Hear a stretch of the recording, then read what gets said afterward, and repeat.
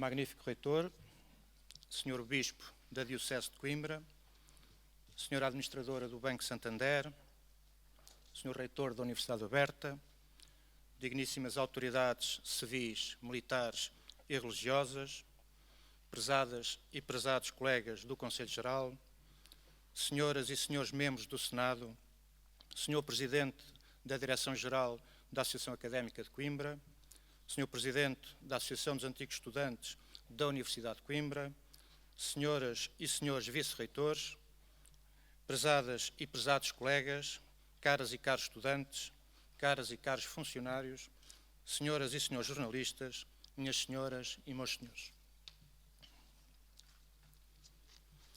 É para mim um privilégio e uma honra poder usar da palavra na Sala Grande dos Atos, no dia em que a nossa Universidade faz 727 anos de existência. Esta sala é um lugar único que contribuiu para a elevação da nossa Universidade a Património Mundial da Unesco. Hoje, num tempo de aniversário em que aqui se juntam e fundem o passado, o presente e o futuro, só podemos desejar que este património, que é de todos, seja não apenas preservado, mas também enriquecido, para o podermos legar com orgulho às gerações vindouras. Diz-se que para recordar é preciso esquecer. Afinal, a nossa memória é limitada, pelo que tem de ser seletiva. No que me diz respeito, recordo-me bem do meu primeiro dia na Universidade de Coimbra, quando, há quase 47 anos, entrei pela primeira vez no edifício da Matemática como estudante de Engenharia Eletrotécnica e fiquei paralisado no átrio, olhando os murais de Almada Negreiros e a pensar se e como a arte e a ciência se podem ligar de modo harmonioso. Hoje, tantos anos passados, ao entrar agora nesta sala imensa, sinto que a minha memória não me desiludirá. E enquanto o meu eu o permitir, não deixarei de recordar, mais do que as minhas simples e breves palavras, não deixarei de recordar, dizia, que o meu olhar me permitiu ver o esplendor austero desta sala, enriquecido pela presença colorida de todas e de todos. E como no passado, não posso deixar de pensar em algo que William Durant disse: toda a ciência começa como filosofia e acaba como arte. Dividir e valorar de modo diferente, como muitos pretendem, o conhecimento em ciências e humanidades é um profundo equívoco, infelizmente cada vez mais generalizado. Na base dessa visão preconceituosa está uma ideia errada e limitada de utilidade. Voltarei a este tema um pouco mais à frente. Hoje é dia de mais um aniversário da nossa Universidade. Falo, aqui e agora, na qualidade de membro do Conselho Geral da Universidade, cuja única diferença em relação aos restantes se resume no facto de ser um membro eleito pelos seus pares, que atualmente, por força regimental, tem a seu cargo a tarefa de coordenar os trabalhos da Comissão até a eleição do seu Presidente, prevista para o dia 13 deste mês de março. O Conselho Geral é um órgão de governo, à semelhança do Reitor e do Conselho de Gestão, a quem compete, entre outras coisas, definir as linhas gerais de orientação, a supervisão e a estratégia da instituição. Infelizmente, a prática diz-nos que é um órgão pouco conhecido pela comunidade universitária. O Conselho Geral anterior procurou, na parte final do seu mandato, romper com o seu isolamento, tendo promovido em 2016 dois eventos públicos abertos a toda a comunidade académica, dirigidos à discussão do futuro das instituições universitárias. Este é um caminho que, estou seguro, o novo Conselho Geral recém-eleito não deixará de continuar e de alargar. Neste momento de transição para o novo Conselho Geral, quero expressar publicamente o agradecimento a 10 personalidades externas recentemente cooptadas que aceitaram o convite dos membros eleitos do Conselho Geral para integrar este órgão do Governo da Universidade, o único órgão de governo de natureza colegial, onde estão representados, embora em proporções distintas, que muitos, com razão, contestam, todos os membros da comunidade universitária eleitos pelos seus pares, docentes e investigadores, trabalhadores não docentes e não investigadores e estudantes. Fizeram-no de modo desinteressado e foi com todo o entusiasmo que anuíram à sua participação nesta aventura coletiva. O nosso sincero obrigado, pois, a Esmeralda Dourado, Fernando Lopes da Silva, João Ataíde, João Caraça, José Garcia, José Lopes Martins, José Luís Cacho, Maria José Pereira, Pilar del Rio e Rui Ivo. O Conselho Geral tem uma história recente, seguramente curta quando comparada com os mais de 7 séculos desta universidade, mas uma história.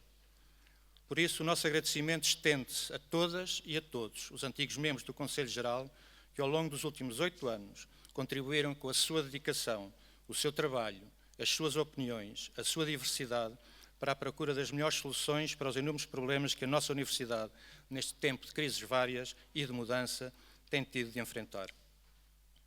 Se me é permitido, no entanto, gostaria de recordar de modo muito especial um membro do anterior Conselho Geral, recentemente falecido, o Dr. Mário Ruivo.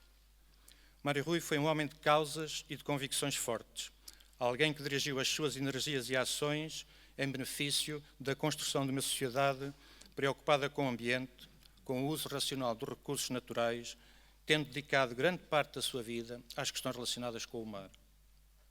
Mário Ruivo foi também um cidadão exemplar e toda a sua vida lutou a favor e por uma sociedade democrática, plural, igualitária e solidária.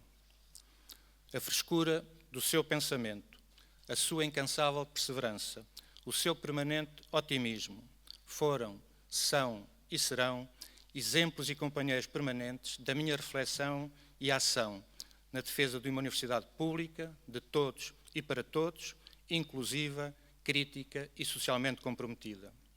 A nossa universidade, por iniciativa conjunta do Sr. Reitor e do Conselho Geral, não deixará de lhe prestar uma breve, mas justa homenagem.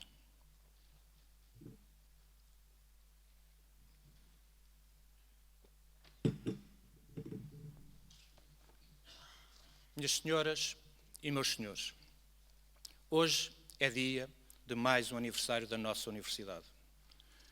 Não encontramos melhor data do que esta para homenagear e agradecer a todas e a todos os que nos ajudaram a chegar até aqui e também a todas e a todos que nos deixam antecipar com otimismo o futuro próximo.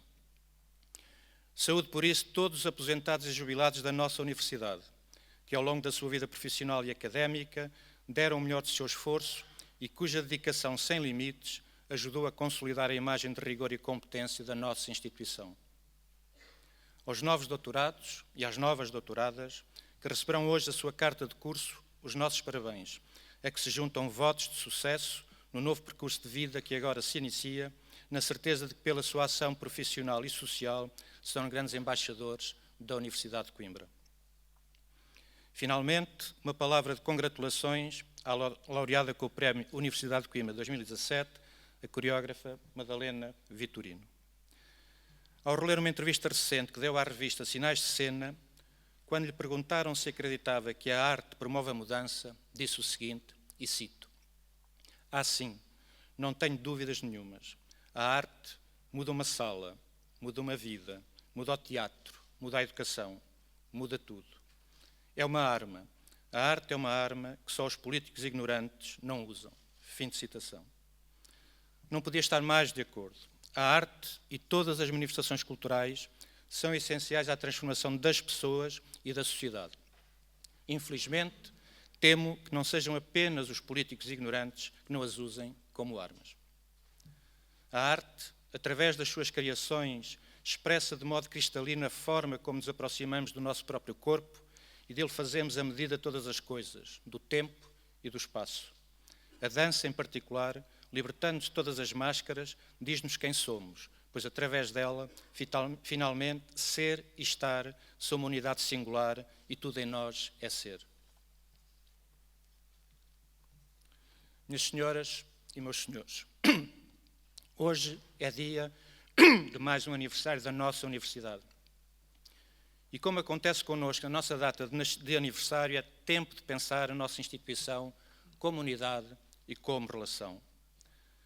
É um truísmo dizermos que vivemos num tempo de crises, tempo esse que exige reflexão profunda, não só para determinar as suas causas, mas também para, pela educação e a ação, as ultrapassar.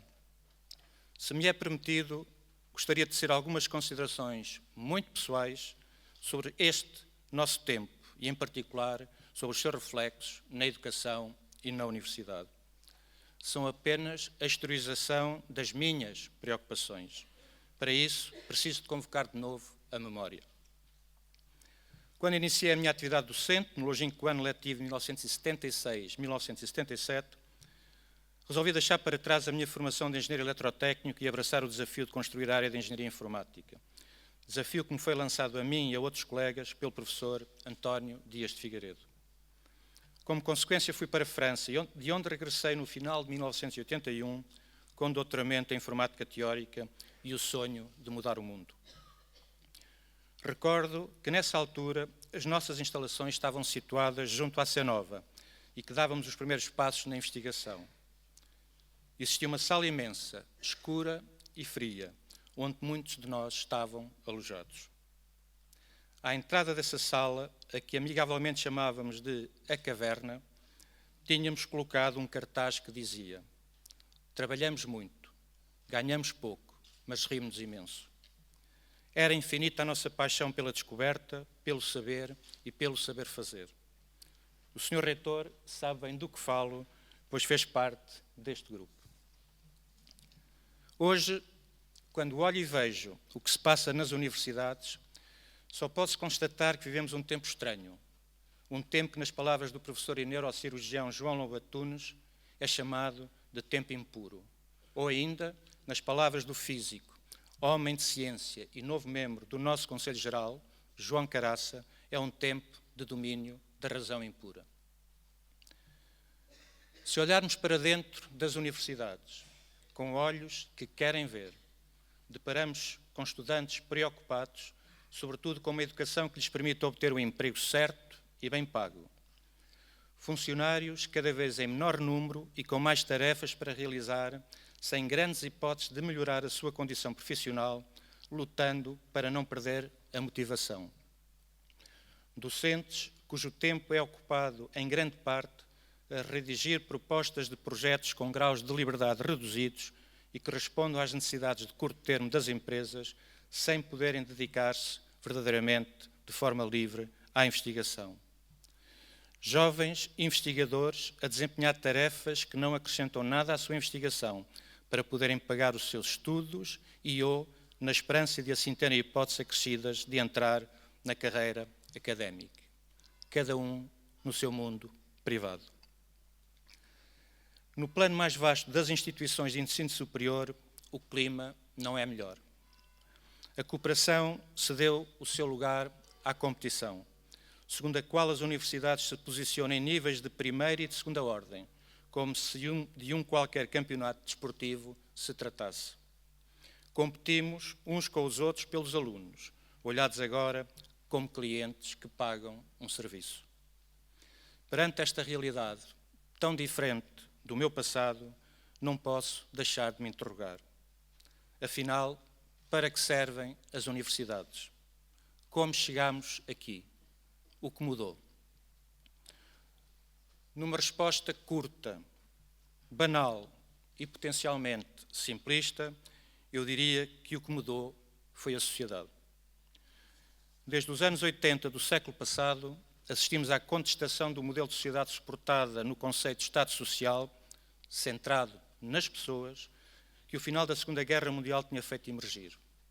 No seu lugar, tem vindo a ser construída uma sociedade ao serviço do capitalismo financeiro sem fronteiras, que as tecnologias da informação e das comunicações ajudaram a consolidar.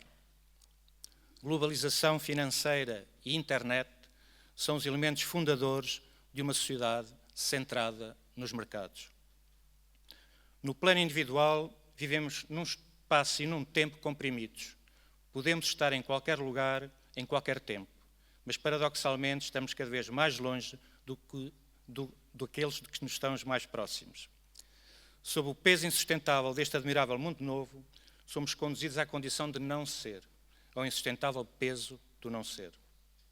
Mas mais do que isso, hoje é mais importante ter do que ser, mais importante parecer do que ser, mais importante aparecer do que parecer.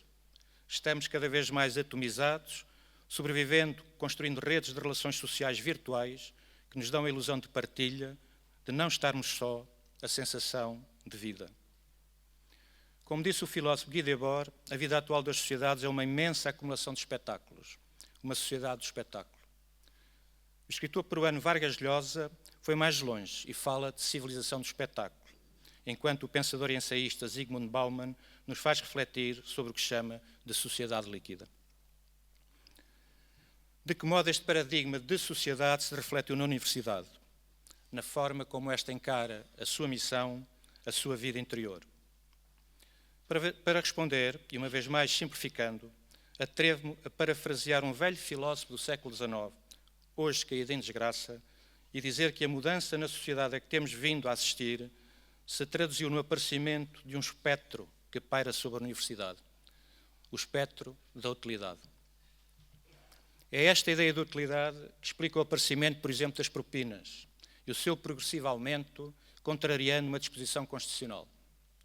Os estudantes deixam de ser vistos como um investimento que a sociedade no seu todo faz na sua formação superior, tendo em vista o seu desenvolvimento, para passarem a ser vistos como clientes de um serviço de que resulta no futuro um benefício individual. É esta ideia de utilidade, travestida de racionalidade económica e de gestão, que explica o articulado do regime jurídico das instituições do ensino superior, o REGIES, que reduz a autonomia e a participação da comunidade universitária nas decisões de seu interesse, optando por modelos de funcionamento que diminuem a legitimidade democrática dos órgãos do governo, em dissintonia, uma vez mais, com disposições constitucionais. É esta ideia de utilidade que se traduz na redução drástica do financiamento público às universidades, levando-as a procurar fontes de financiamento externo, tantas vezes de natureza empresarial, conduzindo-as a uma dependência de interesses privados, ditados por uma lógica de lucro imediato. Uma vez mais, contrastando com o que a nossa Constituição diz sobre a escola pública. Como diz Núcio Ardine, e cito, no universo do utilitarismo, um martelo vale mais do que uma sinfonia, uma faca mais do que um poema, uma chave inglesa mais do que um quadro, porque é fácil perceber a eficácia de um utensílio e cada vez mais difícil compreender para que servem a música, a literatura ou a arte. Fim de citação. Na mesma linha de pensamento e no contexto da nossa universidade, podíamos questionar qual a utilidade da Biblioteca Joanina ou mesmo desta Sala Grande dos Atos. Acredito que todos achamos que a sua utilidade transcende a sua finalidade manifesta. E é também por isso que a Universidade de Coimbra é património da humanidade e cada vez mais somos visitados por pessoas de todo o mundo. Não se pense, porém, que é apenas na separação das ciências e humanidades que esta visão redutora de utilidade se afirma. Num texto famoso publicado em 1939, Abraham Fleschner, fundador do Institute of Advanced Studies de Princeton, fala da utilidade do conhecimento inútil. Apresenta vários exemplos de aplicações baseadas em descobertas científicas que, quando apareceram, não foram motivadas por nenhuma necessidade prática. Por exemplo, para que Marconi tenha inventado a rádio, foi preciso primeiro que Maxwell e Hertz tivessem trabalhado teoricamente sobre o eletromagnetismo e a propagação das ondas eletromagnéticas. Como ele escreveu, e cito, um poema, uma sinfonia, uma pintura, uma verdade matemática, um novo facto científico, todos transportam em si mesmos a justificação que universidades, colégios e institutos de investigação necessitam ou requerem. Fim de citação.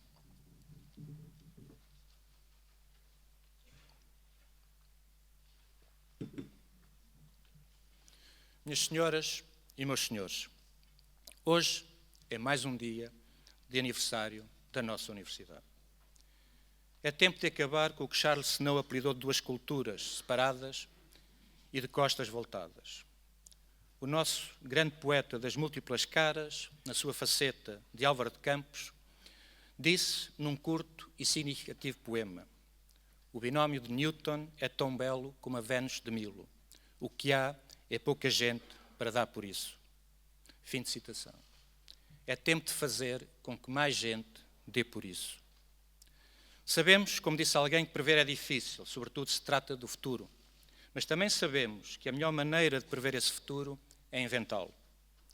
Convoquemos por isso o otimismo de que Mário Rui fez prova durante toda a sua vida e acreditemos ser possível reinventar a universidade como lugar onde se promovem bens públicos, como são a investigação, o ensino e a cultura, numa lógica de responsabilidade social ao serviço de uma sociedade democrática. Para o conseguir, temos de reexaminar criticamente o passado e o presente. Temos de refletir sobre a atualidade e pertinência da atual organização da oferta formativa.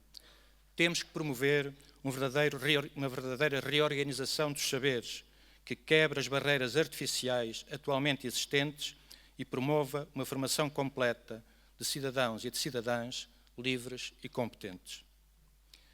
Temos de refletir sobre a atualidade e pertinência das propinas, sobre o modelo de financiamento, sobre os RGEs. São estes, na minha opinião, os desafios maiores que o Conselho Geral e toda a comunidade académica vão ter que discutir nos tempos mais próximos. E é tempo de concluir. E termino retomando a entrevista de Madalena Vitorino, a que me referi no início desta intervenção. Quando, no final dessa entrevista, lhe perguntaram o que, no meio de tanta coisa realizada, lhe faltava ainda fazer, respondeu, e cito, tudo. Falta continuar até o último dia. Fazer, realizar, criar. Fim de citação. É este o caminho. Muito obrigado.